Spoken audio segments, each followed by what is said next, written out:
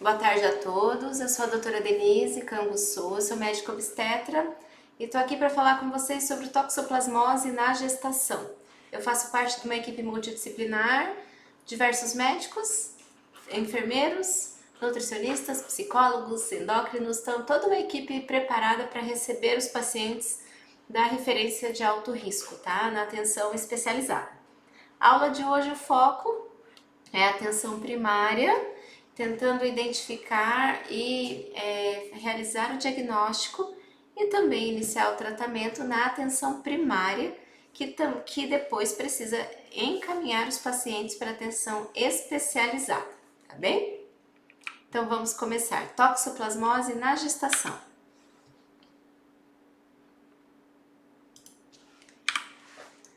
Lembrando que o pré-natal, o mais importante do pré-natal é a prevenção. Prevenção do quê? De complicações, né? Então, o objetivo do pré-natal: prevenir, identificar, corrigir anormalidades, orientar a gestante a respeito da gestação e parto, dar suporte psicológico ao companheiro e à família, tá? Então, pré-natal é prevenção, é rastreamento, orientação, diagnóstico, suporte e tratamento quando possível, tá? E quando se fala em toxoplasmose, a prevenção primária, prevenção secundária são as coisas mais importantes, porque é você evitar que a pessoa se contamine e orientando, fazendo todos os cuidados e diagnosticar precocemente para evitar complicação. Toxoplasmose, então, relembrando, é uma infecção causada pelo protozoário intracelular obrigatório denominado Toxoplasma gondii. O hospedeiro definitivo é o gato, mas não é só o gato a fonte de contaminação, tá? A sua prevalência é variável, depende da soroprevalência da infecção na comunidade, o número de contatos com a fonte de infecção, as condições socioeconômicas e higiênicas da população e a localização geográfica avaliada. Então, o gato, que é o que se mais falou em toxoplasmose, a gente lembra de gato. O gato, ele é o hospedeiro definitivo, então vive no gato e aí nas fezes do gato o ocisto ele vai ser eliminado e ele vai contaminar outros animais, pode contaminar outros gatos e também aquela caixinha de areia da onde o gato evacua, pode contaminar alimentos, pode contaminar a água, o solo. E aí o ocisto liberado nessas fezes do gato, eles vão chegar na gestante pela boca, pelas mãos, pela pele, tá? Pelas mucosas. Então é a maneira de contaminação mais assim comum, né, digamos assim. Outro jeito da paciente se contaminar é o animal que está contaminado, outros animais, porco, ovelha, boi, a paciente consumir a carne que tem o cisto tecidual, também é outra maneira da gestante se contaminar. E aí a contaminação pode, aí sim, o cisto taxoíto, né? Ele vai passar pela barreira placentária, chegando no feto e tendo todas as repercussões. A gestante pode se contaminar, então, consumindo alimento contaminado, consumindo água contaminada. Quando ela vai lidar com terra, com areia, com coisas que são inaladas, como a terra contaminada, se ela vai varrer uma área onde os gatos evacuam, que está todo cheio de ocistos, e a paciente pode se contaminar, e consumindo carne, tá? Carne crua, ovos também contaminados. E as manifestações da toxoplasmose? Numa pessoa imunocompetente, ela não acarreta danos, geralmente não acarreta danos ao organismo. Já no imunossuprimido, na gestante, já tem risco de complicações. Imunossuprimido, ele vai adquirir a doença e vai ter repercussões neurológicas decorrentes da doença. A gestante tem a questão da transmissão vertical. Então, a infecção da gestante, o feto é contaminado por transmissão vertical. E o risco varia por estado imunológico materno, o tipo e a virulência da cepa do protozoário e o trimestre gestacional em que ocorreu a infecção, tá? E a questão de transmissão e o comprometimento do feto. Sempre tem aquela ansiedade, deu o exame positivo, será que meu bebê já está comprometido? Sempre tem essa pergunta. Então, assim, quanto mais cedo a gestante adquire a doença, menor a probabilidade de contaminar o feto. Quanto mais no início da gestação, menor a probabilidade de contaminar o feto. Quanto mais tarde ela adquirir a doença, maior a probabilidade de contaminar o feto. Por isso que a gente diz que é diretamente proporcional à taxa de transmissão. Primeiro trimestre, a taxa, probabilidade de transmitir de 15 a 20% no primeiro trimestre, de 25 a 30% no segundo trimestre e de 50 a 90% no terceiro trimestre. Quanto mais tarde adquire a doença, mais fácil de transmitir para o feto. E a mortalidade fetal? A gente diz que é inversamente proporcional. Por quê? Quanto mais cedo adquire a doença, mais grave é a doença para o feto. Quanto mais tarde adquirir, menos grave, pensando em idade gestacional. Então, o risco de fenômeno disruptivo fetal é menor quanto mais avançada for a gestação, ou seja, 60 a 80% de chance de comprometimento, de complicação do feto no primeiro trimestre. A chance de adquirir a doença é menor, de fazer a transmissão vertical no primeiro trimestre. Porém, se transmitir é muito mais grave. 30 a 50% no segundo trimestre, a gravidade para o feto, e 10 a 20% no terceiro trimestre, ok? E a toxoplasmose congênita tem as suas manifestações. E quais são elas? Coisas que nós precisamos prevenir, né? Então, a grande importância da prevenção e do tratamento no momento adequado. Então, lesões oculares em cerca de 70% dos fetos contaminados. Então, retinocoroidite, atrofia do nervo óptico, microftalmia, paralisia ocular, catarata, estrabismo. Alterações neurológicas também acontecem, microcefalia, ventriculomegalia, surdez neurosensorial, encefalomalácia, porencefalia e calcificações cerebrais. E alterações sistêmicas são um pouco menos comuns, né? É menos comum a alteração sistêmica, mas pode acontecer. Hepatosplenomegalia, trombocitopenia, oligo ou polidrâmino, hidropsia com derrame pericárdico. Pode ocasionar perda fetal, natimortalidade e prematuridade. Todos aspectos que precisamos evitar que aconteça.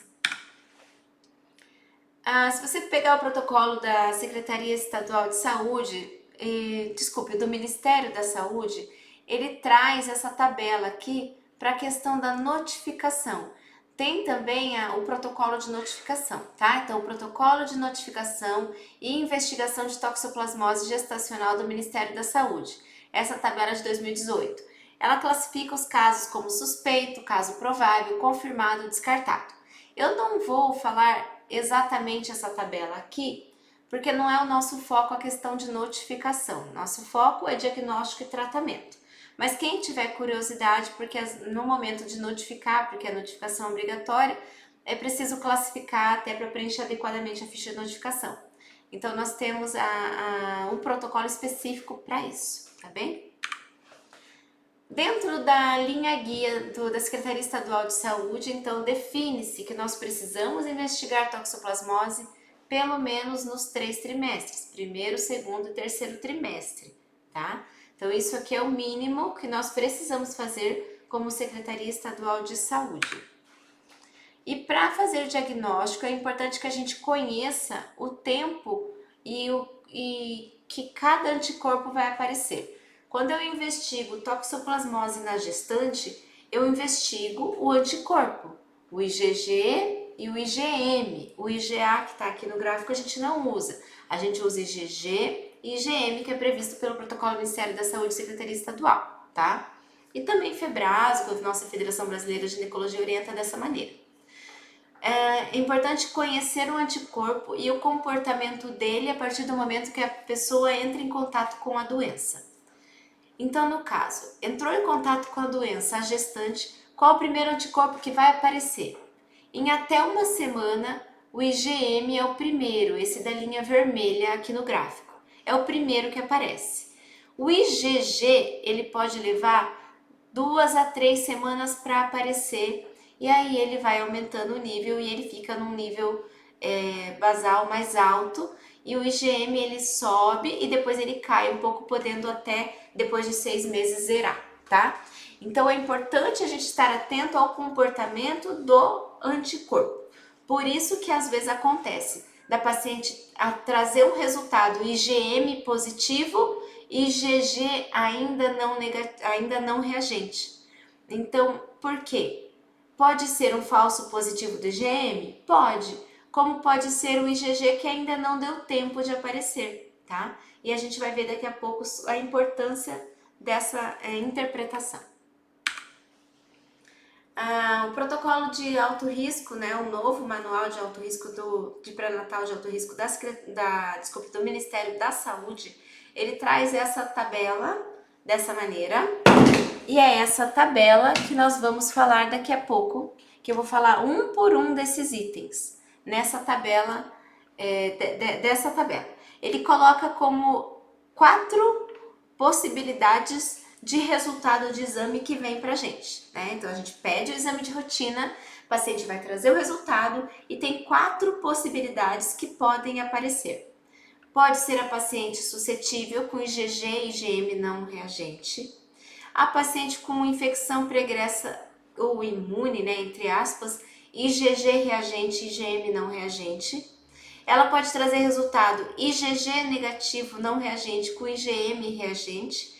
É ainda um caso indeterminado, que eu ainda vou aguardar um tempo para definir se é doença ou se não é doença. E eu tenho a situação do IgG já reagente, o IgM reagente, que também pode ser infecção aguda ou recente, e aí precisa ser interpretado conforme idade estacional. Então agora eu vou explicar um por um dessas situações, dessas possibilidades que pode aparecer pra gente. Então, o primeiro cenário é aquela gestante que é suscetível à doença. É aquela gestante que pode ainda se contaminar, tá? Porque ela não teve contato ainda, ela não tem anticorpo. Que é o caso da gestante que aparece IgG não reagente, IgM não reagente, tá? O que nós vamos fazer no caso desse exame? Orientar quanto ao risco de adquirir infecção aguda na gestação, repetir a sorologia em todos os trimestres, Secretaria Estadual de Saúde, mas o ideal poderia ser todos os meses, mas pelo menos, gente, uma vez a cada 3 meses, a cada trimestre, nós precisamos investigar então toxoplasmose e orientar quanto às medidas higieno-dietéticas. Um exemplo de exame em que a paciente é suscetível. Ela vem então no seu primeiro trimestre e apresenta esse exame. IgG não reagente, IgM não reagente. Prestem atenção no resultado, que ele vem aqui, nesse caso ele está escrito inferior a 0,5, no de baixo inferior a 0,1. Poderia aparecer um númerozinho, tanto para o IgG quanto para o IgM. E aí esse número eu vou olhar na tabela de referência à sua direita e analisar. Ah, não reagente é quando é menor do que 6,4 nesse caso para IgG. Então, se o valor é 0,5 ou menor, é não reagente. Ótimo. IgM, mesma coisa, é inferior a 0,1, eu vou ver o ponto de corte é 0,9 para não reagente, se é menos que 0,9, então é não reagente, certo?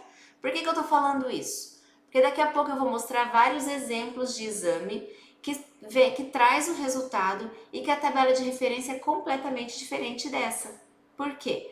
Porque cada kit tem a sua interpretação como resultado.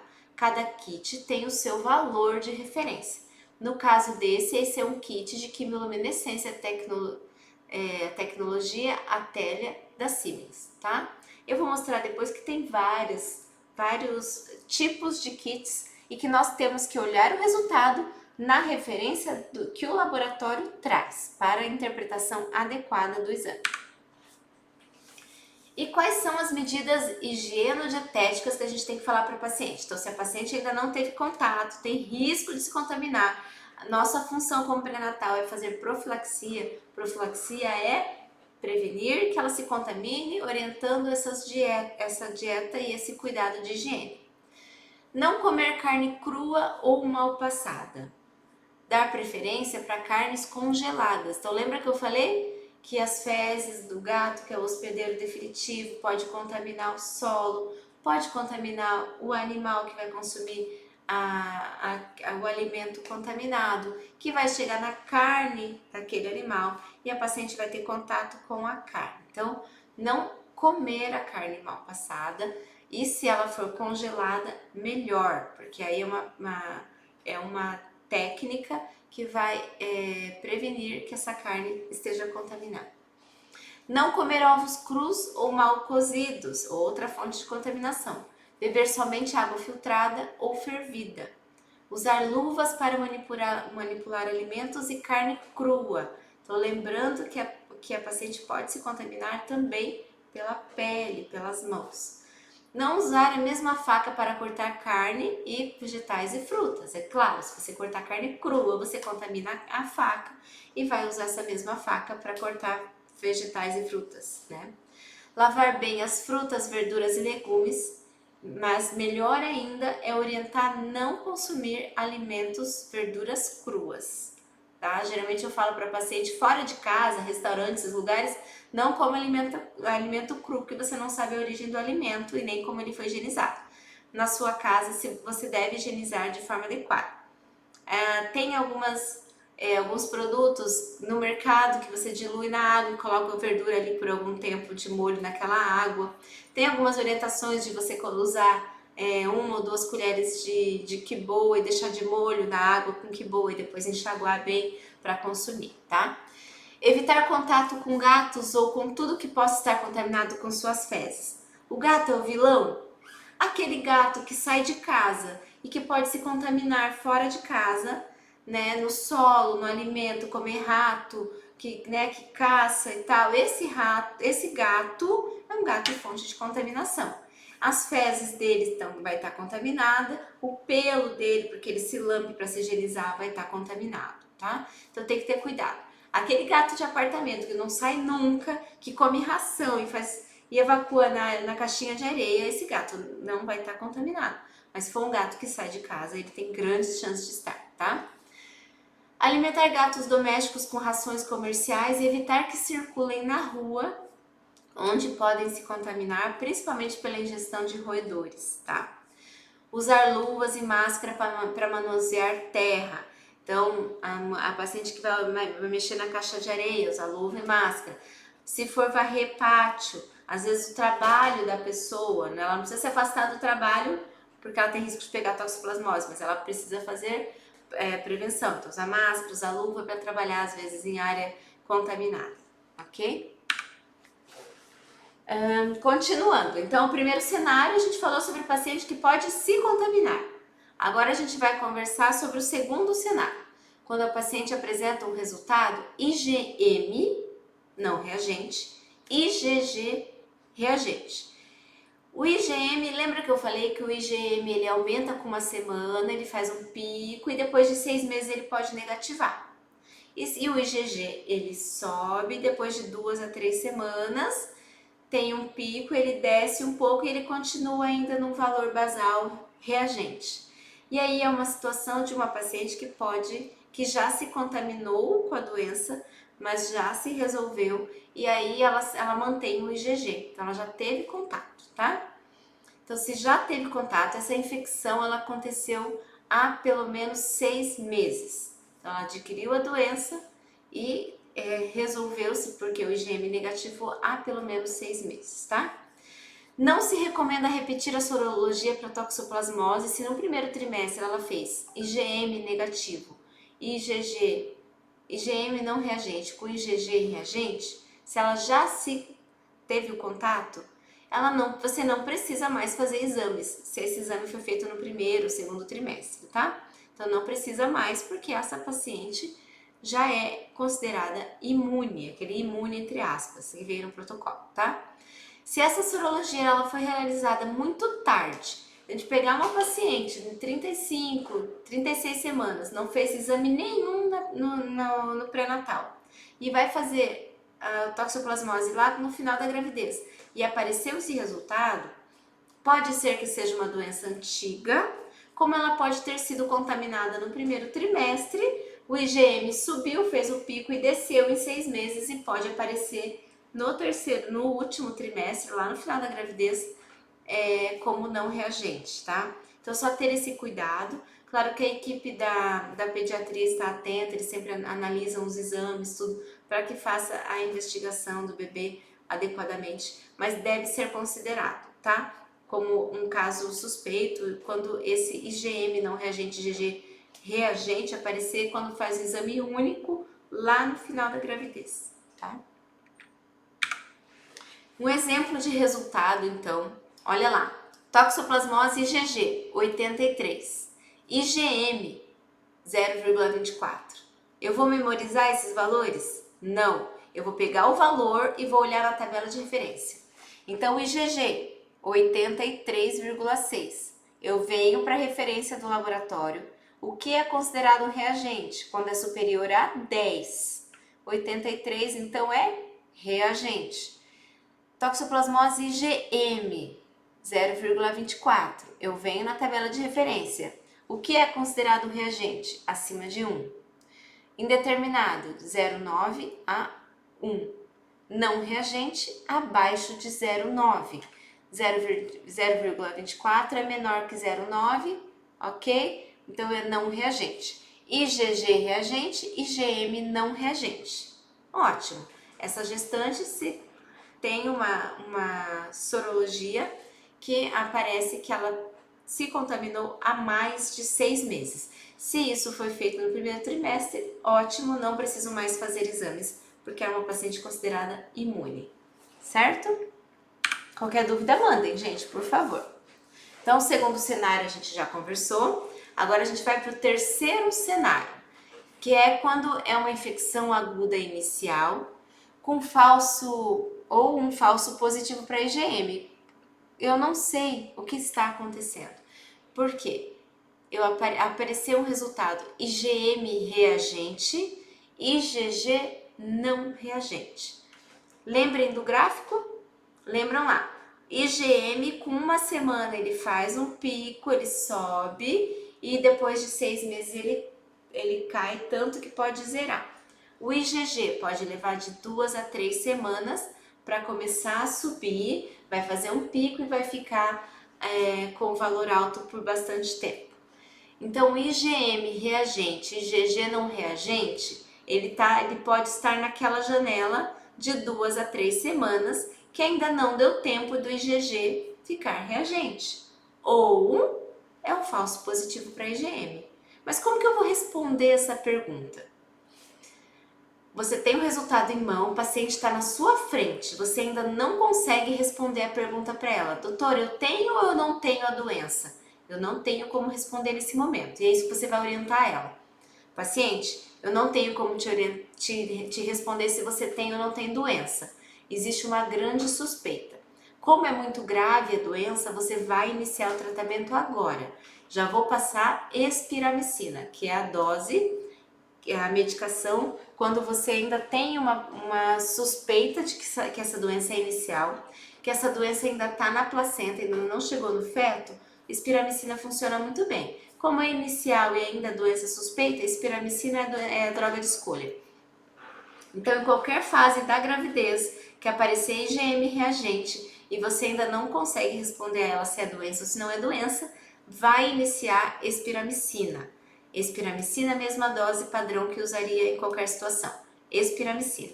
Inicia imediatamente e você vai repetir essa sorologia em 2 a 3 semanas, tá? Então, você vai orientar a paciente, passar a medicação e solicitar as sorologias novamente em 2 a 3 semanas. A espiramicina, então, é um antibiótico do grupo dos macrolídeos que atinge altas concentrações na placenta, no tecido placentário, diminuindo o risco de transmissão. Então, se a doença for inicial, você vai evitar a transmissão para o feto, tá? Por isso que tem que começar o quanto antes com a medicação. Eu coloquei aqui um exemplo de resultado para que quando chegar para você, você esteja atento, tá? Então, toxoplasmose IgG inferior a 0,5, eu venho na referência inferior a 0,5, IgG é não reagente.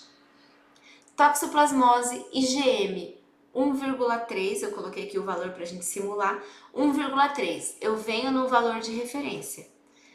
Na tabela de referência, 1,3 é reagente. 1,3 é reagente. Então, nós temos um IgM reagente. E agora, como que nós vamos interpretar? Se a repetição da sorologia do IgG não reagente for não reagente, trata-se de um falso positivo. Então, eu tive o resultado do exame, esse exame eu vou repetir em 2 a 3 semanas e o IgG não positivou. O que aconteceu? É um falso positivo do IgM, porque eu só tenho doença comprovada se eu tiver conversão sorológica, se eu tiver que o IgG aparecer reagente depois de 2 a 3 semanas. Se ele não tiver soroconversão, não é doença. Se não teve soroconversão, então qual é a conduta? Suspende a espiramicina e conduz a gestante como suscetível, certo? Agora, se depois de 2 a 3 semanas o IgG veio reagente, aí você tem aquele gráfico clássico do IgM que positivou, depois veio o IgG que positivou. E aí nós temos o gráfico clássico de uma doença acontecendo. Então, conversão sorológica, soroconversão, GG positivou, então nós temos doença comprovada. Aí você vai voltar, olhar a idade gestacional e conforme a idade gestacional você vai passar a medicação para ela, certo? E aí, se for menos de 16 semanas espiramicina, mais de 16 semanas você vai passar a associação de pirimetamina, sulfadiazina e ácido furênico, olhando então a idade gestacional. Então, resumindo, gente, se nós temos uma dúvida, eu não sei se é doença, positivou IgM, IgG é não reagente. Eu não sei se é doença, eu inicio espiramicina e peço exames em 2 a 3 semanas. Conversão sorológica é doença, não teve conversão para o IgG, não positivou, não é doença. Qualquer dúvida, mandem, tá, gente? Daqui a pouco a gente vai revisar isso de uma forma mais rápida, mas assim, pra gravar bem, porque é bem importante. O quarto e último cenário, quando eu tenho IgM reagente e o IgG reagente, eu recebo o paciente com esse resultado, IgG reagente, IgM reagente. E agora, como que eu vou pensar em cima desse resultado? Então, um resultado que veio em suas mãos. Toxoplasmose IgG, feito por eletroquimiluminescência. O resultado deu 611. Eu venho na tabela de referência, ele vai ser reagente acima de 15. Desculpa, acima de 30. 611 é reagente, IgG reagente. Toxoplasmose IgM, resultado 1,04. Eu venho na tabela de referência, acima de 1 é reagente. Eu tenho o resultado IgG reagente e o IgM reagente. E agora? Teste de avidez. Mas quando que eu faço o teste de avidez? Teste de avidez tem a hora certa para fazer. Para que ele serve, né? Eu tenho que fazer na hora certa porque o teste de avidez vai me ajudar a responder aquela pergunta, porque também, de novo, eu tenho que responder aquela pergunta. É doença ou não é doença? E é um tipo de pergunta que deixa a paciente ansiosa, deixa a equipe ansiosa. Você pegou o resultado em suas mãos, o teste de avidez ainda não foi feito. O que você faz? Até que chegue o resultado do teste de avidez, até que se defina se é doença ou não doença, você vai iniciar o tratamento com espiramicina, tá? Sempre inicie o tratamento com espiramicina quando você não sabe o resultado oficial, né? Assim, fechou o diagnóstico, até fechar o diagnóstico você tem que ter prescrito espiramicina para o paciente para evitar que, se tiver contaminação, para que não passe para o feto, tá? O teste de avidez ele serve para responder a pergunta então, mas num certo ponto de corte. Eu tenho que fazer teste de avidez até 16 semanas. Se não for 16 semanas, se for mais de 16 semanas, teste de avidez não tem valor. Menos de 16 semanas, ele vai me ajudar, tá?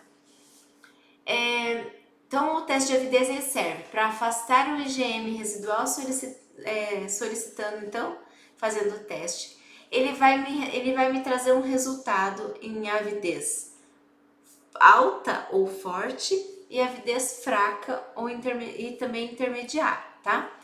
Então, se eu tenho mais de 16 semanas, o teste de avidez pode ser fraco, pode ser alto, pode, né, forte, intermediário. Mais de 16 semanas, eu sempre vou considerar como infecção recente, porque o teste de avidez não tem valor com mais de 16 semanas. Com menos de 16 semanas, sim, o teste de avidez vai me ajudar. Se eu tenho uma avidez alta com menos de 16 semanas, doença é antiga. Eu tenho bastante IgG, uma avidez alta de IgG. Se com menos de 16 semanas o teste de avidez for fraco ou intermediário, aí eu tenho uma doença recente, eu vou iniciar tratamento, tá? Se ele for intermediário, o teste de avidez, e você ainda dá tempo de fazer de novo o teste em 3 semanas, em até 16 semanas, né?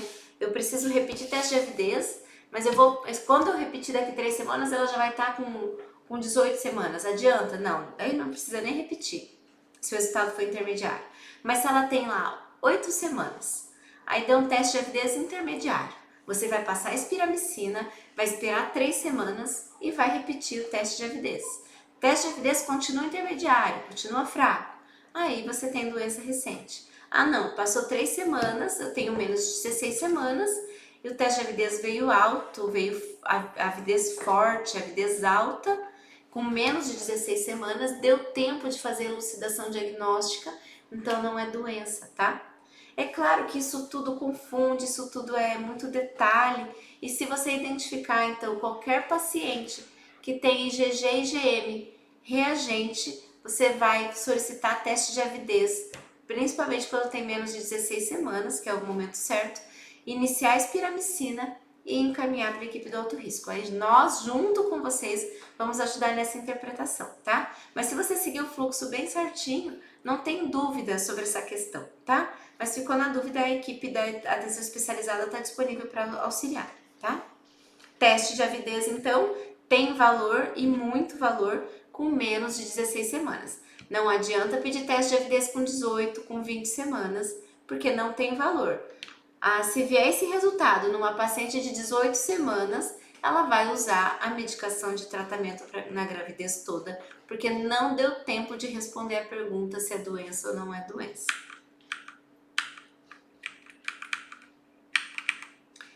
O teste de avidez, por que ele tem que ser feito com menos de 16 semanas? Porque eu tenho 4 meses, leva 4 meses para o teste de avidez ficar forte, ficar alto, avidez alta de IgG, avidez alta ou forte de IgG, tá? Então, para chegar a esse resultado, leva 4 meses. Se a paciente com menos de 16 semanas, que são 4 meses, 16 semanas, ela tem uma avidez forte, é porque ela teve uma doença já faz mais de 4 meses. Por isso que você pode ficar tranquilo. Agora, se ela tem Menos de 16 semanas a avidez deu fraca, é porque essa doença tem menos de 4 meses, aí ela tá com a doença recente, certo? Importantíssimo. Olha o resultado de teste de avidez aqui, ó. Teste de avidez para toxoplasmose, 99%.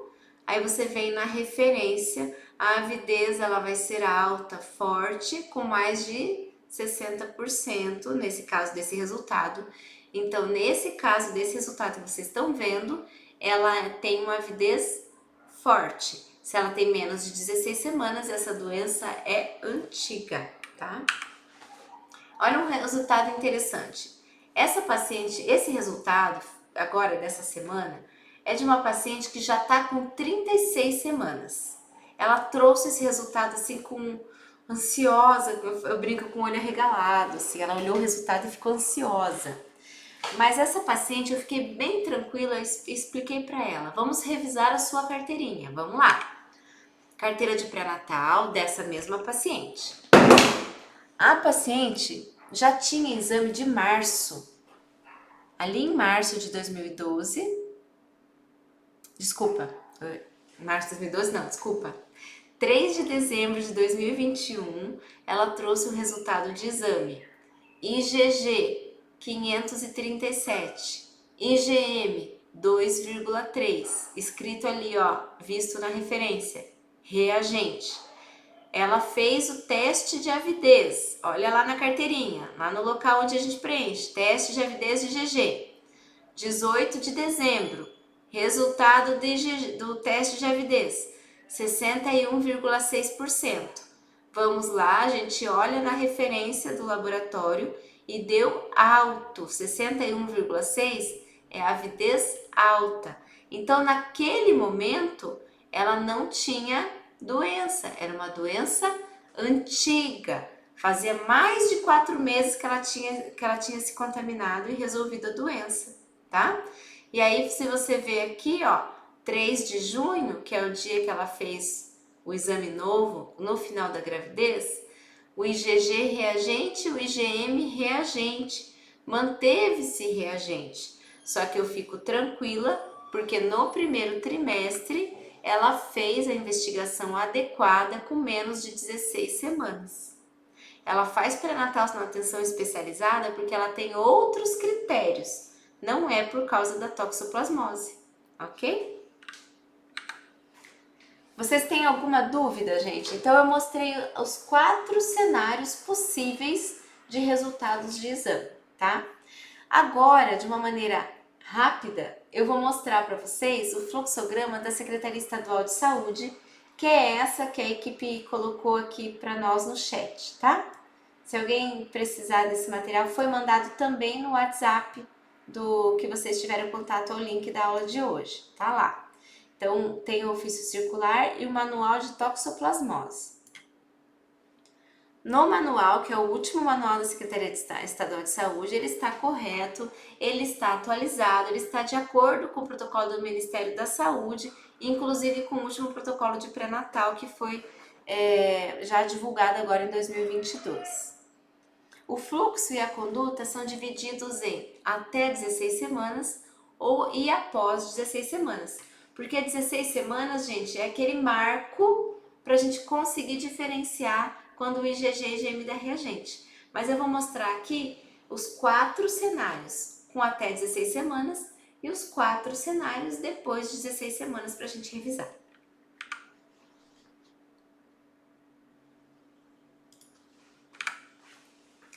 Então vamos lá. Sorologias realizadas até 16 semanas. Esse é o fluxograma. Se você abrir lá o material, você tem um fluxograma. Pegou o resultado, olha no fluxograma que você tranquilamente vai conseguir interpretar e tomar a conduta de diagnóstico nesse caso, tá? Essa é a função do pré-natalista, essa é a função da atenção primária, tá? Então todos precisam estar atentos aos resultados. Ó, vejam bem que os resultados sempre eles vêm em reagente e não reagente, reagente e não reagente. Porque você vai definir não pelo númerozinho que vem no exame, você vai definir pelo númerozinho que você vai olhar na tabela de referência do laboratório e baseado na tabela você vai definir se é reagente ou não reagente o IgG e o IgM, tá? Lembrando que sorologias indeterminadas ou teste de avidez intermediário você repete em 3 semanas para ter a certeza desse resultado. Tudo que é intermediário leva 3 semanas, repete, tá? Eu vou desmembrar para que fique mais fácil para a gente analisar aqui pelo tamanho até das letras aqui para vocês conseguirem ler. Então, até 16 semanas você vai pesquisar a sorologia para toxoplasmose, né, no primeiro trimestre, IgG e IgM. Se o IgM é não reagente e o IgG reagente, você tem uma doença antiga, porque você fez um exame no momento adequado. Doença antiga, gestante está imune, não é necessário mais fazer a pesquisa dessa sorologia, da questão da toxoplasmose. Então, ela é imune à toxoplasmose, certo?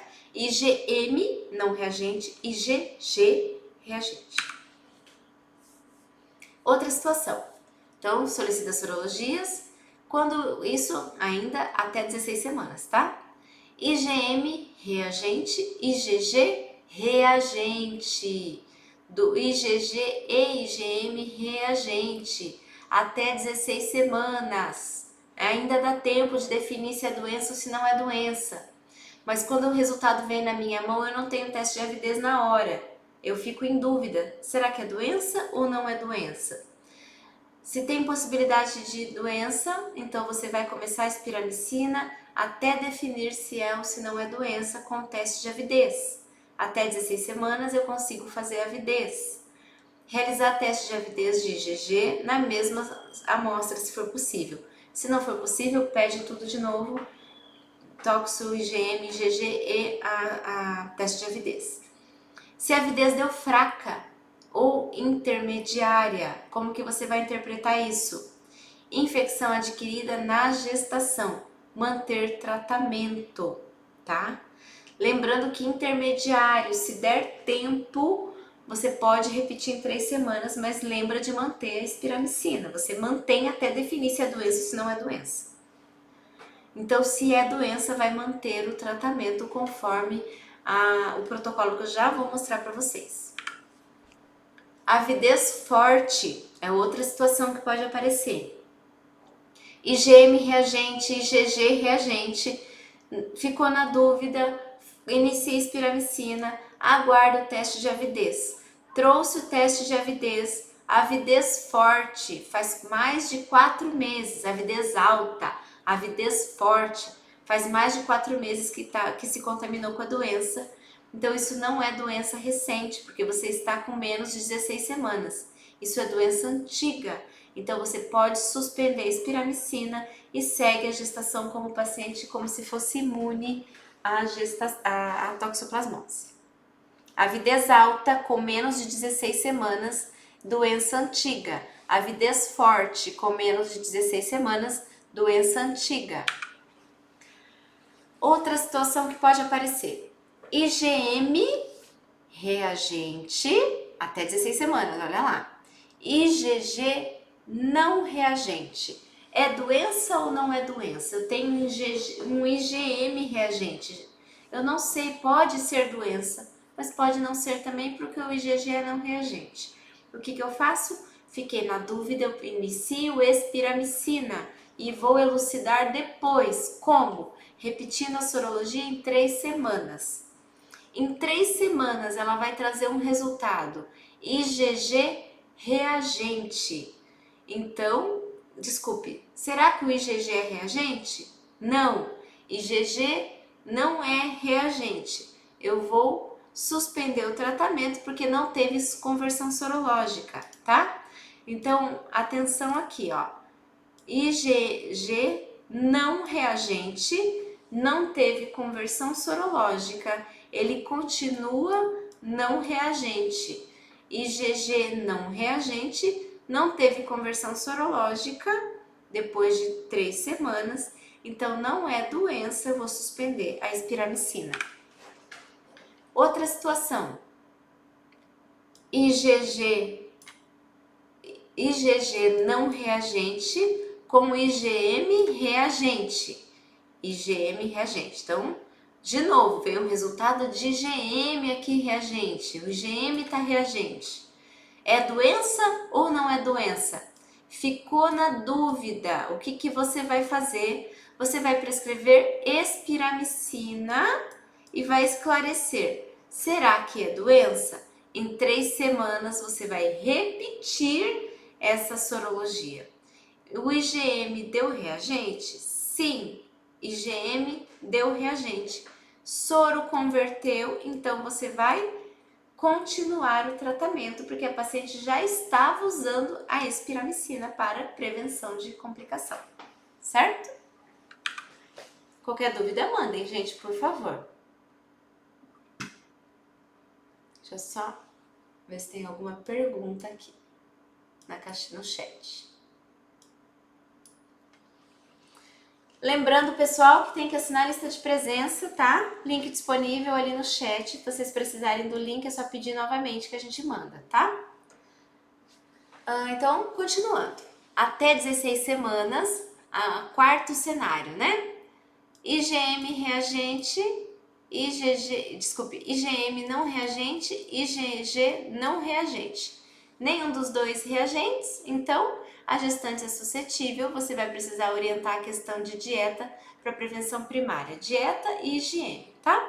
Então ela vai fazer as sorologias todos os trimestres, fazendo a vigilância dessa gestante durante o pré-natal. Ok, então eu já falei os 4 cenários, já revisei 4 cenários antes de 16 semanas. Agora nós vamos de novo revisar, só que agora após as 16 semanas. Após, tá? Lá no protocolo da Secretaria Estadual tem o fluxograma, como eu já falei, ele vem completinho, como eu estou expondo dessa maneira aqui. Agora eu vou desmembrar para eu mostrar para vocês de novo os 4 cenários. Isso é para memorizar, tá? E claro, não tem como a gente decorar tudo. Eu sempre falo para os alunos. Então ficou na dúvida, você pega o resultado e vai abre o protocolo ali rapidinho e olha o resultado bem tranquilo. Até mostra para a paciente para tranquilizá-la e para mostrar para ela que você está atento aos resultados e que a conduta que você está tomando está adequada, tá? Então, assim, após 16 semanas, quando ela traz um resultado IgM não reagente, IgG reagente, doença antiga, não há necessidade de novas sorologias. Mas lembrem que o IgM ele pode negativar depois de 6 meses e que se ela tiver uma gestação ali com mais de 36 semanas, você tem que ter bastante cuidado. Mas a gente fica tranquilo que a equipe do hospital estará atenta a esses detalhes, tá? Então, uma gestante com mais de 36 semanas pode acontecer de negativar o IgM e ser doença da gravidez. Mas, num geral, né, o IgM reagente IgM não reagente com IgG reagente é uma doença antiga, o paciente está imune. Outra situação, de novo, gestante após 16 semanas. Olha ali, essa situação é muito importante. Após 16 semanas. IgM reagente, IgG reagente. Será que é doença antiga? Será? Eu tenho como responder essa pergunta? Não tenho mais. Por que eu não tenho mais como responder? Porque eu tenho mais de 16 semanas. Eu não tenho mais como responder essa pergunta. E o que eu vou fazer se eu não consigo responder a pergunta? Eu vou tratar todo mundo. Esse é um cenário ruim. Por quê? Começou o pré-natal tarde, fez a sorologia depois de 16 semanas, não deu tempo de fazer teste de avidez, essa pessoa vai precisar tratar. E as medicações não são fáceis de tomar. Dá enjoo, dá mal-estar, tem efeito colateral, tem risco também a medicação. Então, por isso que a gente tem que começar o pré-natal o quanto antes, tá? Terceiro cenário, IgM reagente, IgG não reagente. IgM reagente, IgG não reagente. Depois das 16 semanas ou em qualquer fase. Quando você tem esse IgM reagente, você vai ter a pergunta para ser respondida. Será que é doença? Será? Se eu não tenho certeza, eu vou iniciar o tratamento dessa paciente com a espiramicina e depois de 3 semanas você vai fazer nova sorologia usando o tratamento. Fez a nova sorologia e vai vir um resultado do IgG. Esse IgG é reagente? Essa é a pergunta que a gente vai fazer. Aí você vai olhar lá, IgG não reagente. Qual vai ser a conduta? Ela não teve conversão sorológica. O IgG não positivou. Então, não é doença. Você vai suspender o tratamento. Certo? Você conseguiu responder a pergunta. Ainda dá tempo de responder a pergunta. Outra situação, então, IgM reagente, IgG não reagente. Quando eu tenho, isso me faz, como eu já falei, de novo, a pergunta. E qual vai ser a pergunta? Eu tenho uma pergunta porque eu tenho um IgM reagente. IgM reagente, eu tenho uma pergunta. Quando que eu vou conseguir responder essa pergunta? Depois de 3 semanas. Então, até eu conseguir responder essa pergunta, eu vou iniciar o tratamento. Iniciou o tratamento, depois de 3 semanas, repete sorologia. Sorologia deu reagente? Deu. Sim, sorologia reagente. Confirmou a infecção, vai continuar o tratamento conforme a idade gestacional, que eu já vou mostrar aqui o quadro, como que a gente sabe qual é o tratamento, certo? Então, esse foi o terceiro cenário. Quarto e último cenário. Após 16 semanas, não reagente para IgM e IgG, gestante suscetível vai fazer o cuidado de prevenção primária, vai continuar vigiando a sorologia até o final a cada 3 meses. Então, bem tranquilo nessa situação, tá? Ok, então revisamos. Então, eu falei primeiro os 4 cenários, eu falei o fluxograma da Secretaria de Saúde menos de 16 semanas, o fluxograma com mais de 16 semanas. Então, a gente repetiu quase 3 vezes todos os cenários, tá? Mas qualquer dúvida que tiverem, é só conferir no protocolo, que ele tá bem claro ali pra gente poder trabalhar adequadamente. Então, de tudo que eu falei, lembrando que o tratamento precisa ser precoce, tá? E se você tem a dúvida, você já inicia tratamento. Ficou na dúvida, inicia espiramicina. Por quê? A espiramicina é uma droga que trata a infecção quando ela ainda está na placenta, aquela doença inicial. Mas quando a doença já agravou, já chegou no feto ou no líquido amniótico, aí são outras drogas de ação parasiticida, né? Que é a sulfadiazina, pirimetamina e ácido folínico, tá? Essas 3 drogas, eles vão tratar a doença no feto e no líquido amniótico.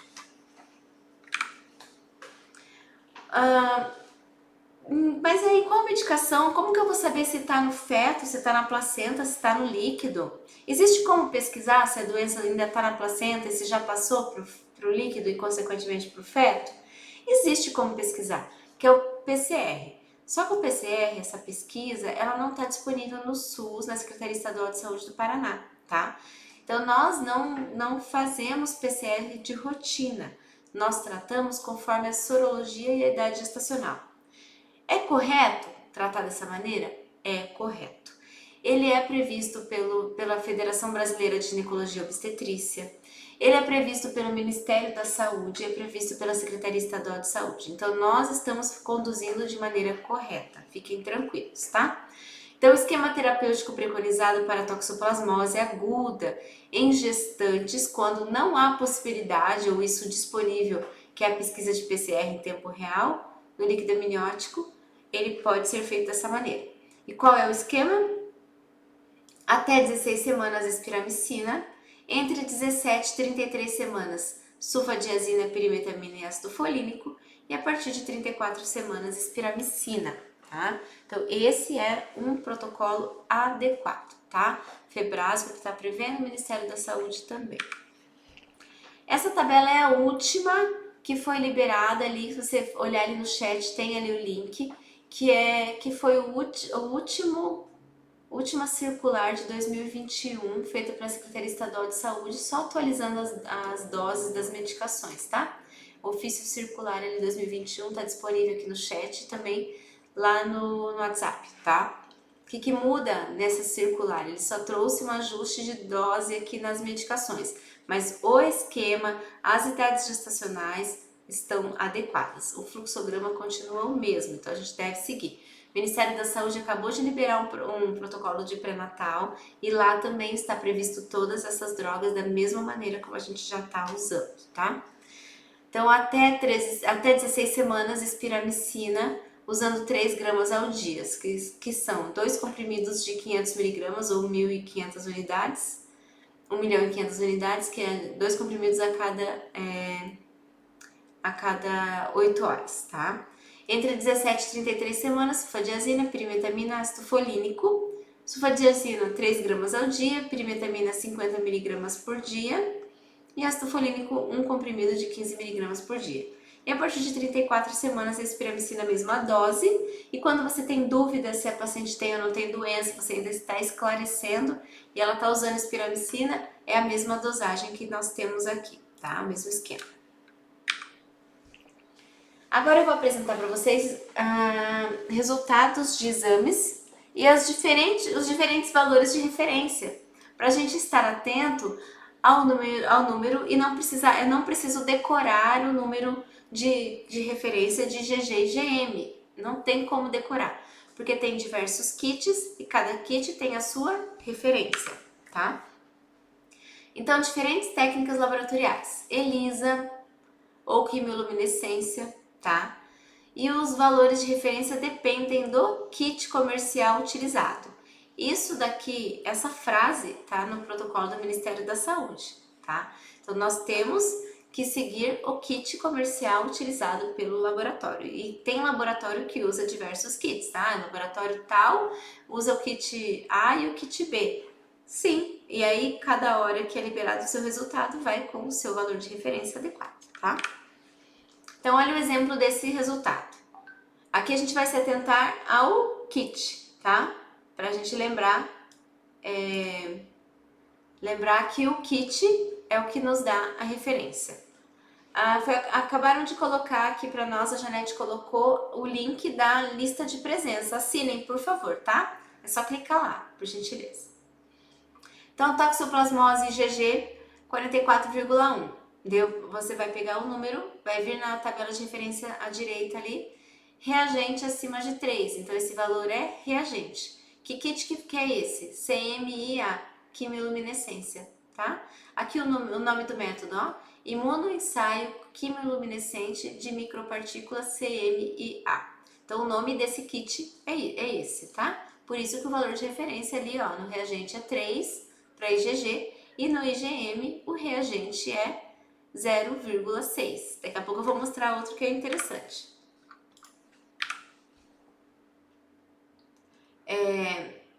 Olha nesse kit aqui. O valor de referência, então, reagente superior a 0,6 no IgM. Então, eu trouxe um resultado como 0,15. Eu pego esse resultado ali de IgM, eu olho ali no reagente, superior a 0,6 reagente. E olho ali na toxoplasmose IgG, 0,6, reagente acima de 3, tá? Então, sempre olhar. E aqui tem o nome do kit, olha, quimioluminescência, Arctec e 2000, tá? Então, esse é um outro kit com outro valor de referência. Olha outro kit aqui, ó, quimioluminescência, tecnologia atélica Siemens, tá? Então, olha ali, IgG 83, o resultado, ponto de corte aqui, ó, 6. Lembra que no kit anterior, volta lá, tô voltando, olha o kit anterior, reagente no IgG é 3. E olha nesse kit, o reagente é 10, tá? Aqui no canto, ó, reagente é 10, O outro kit, ó, para IgG, reagente é 3, tá? Então, só ter sempre atenção a isso, tá? Você sempre tem que olhar na tabela de referência. Ó, o IgM aqui, 0,24, veio no ponto na referência do IgM é 1. O referência do IgM nesse kit é 1. Vamos voltar no outro kit. O ponto de corte para esse kit do Arquitec é 0,6 para referência como reagente. E olha lá, no kit de Atélica, à direita ali, é 1, tá? O ponto de corte. Então, sempre ter cuidado com isso. Não dá para decorar um número de ponto de corte dos kits, tá? Mais um kit aqui. Então, esse kit é o eletroluminescência, o ECLIA, tá? Eletroluminescência, ECLIA. Ponto de corte para reagente do IgG nesse kit é 3. Olha aqui no ponto de corte do IgM, é 1, tá? Então, veja aqui que pode sair resultado como esse que está fácil, superior a 650, não reagente, como ele pode apresentar um númerozinho e você vai pegar o número e olhar na referência. Outro kit, então, quimiluminescência, Atélica, Siemens, acho que eu já até mostrei esse. Ele pode apresentar resultados, olha, inferior a 0,5, inferior a 0,1, como ele pode colocar um númerozinho que você vai precisar vir aqui e olhar se ele é reagente ou não reagente, aqui na referência. O Arquitec novamente, olha ali, ó, resultado representado com um número. Você vai vir aqui na tabela e ver onde ele se encaixa.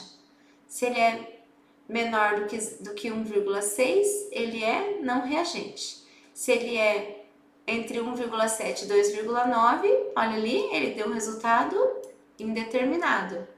E se ele é acima de 3, aí ele vai ser reagente. Então, prestar atenção nisso. Sempre olhar o númerozinho e vir e olhar aqui no ponto de corte. Então, é não reagente abaixo de 0,6.